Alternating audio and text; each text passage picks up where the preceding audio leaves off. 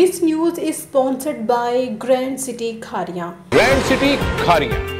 खारियां की सरसब्ज वादियों में अब होगा आपका अपना घर। जीटी रोड के किनारे होने की वजह से ग्रैंड सिटी की लोकेशन बेस्ट नहीं बल्कि दी बेस्ट मानी जाती है।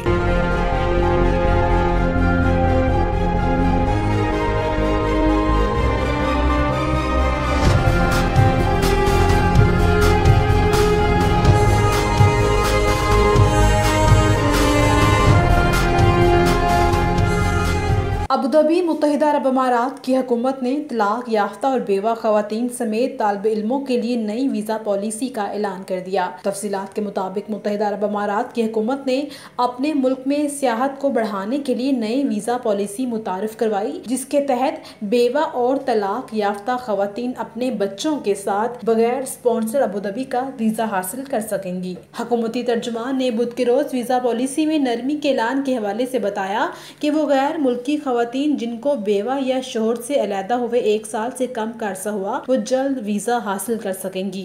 हुकूमत ने ऐलान किया कि गैर मुल्की सियाहों को वीजे की मियाद बढ़ाने के लिए अबूधाबी छोड़ने की जरूरत नहीं बल्कि वो यही रहते हुए वीजे में 1 साल की तोसी करवा सकते हैं। तालिब इल्मों की वीजा फीस भी 100 दिरहम होगी और इन्हें मासी की तरह बैंक अकाउंट में कोई सिक्योरिटी रकम जमा करवाने की जरूरत नहीं। अलबत्ता यूनिवर्सिटी के कागजात और तलीमी स्नात की शर्त जरूरी है।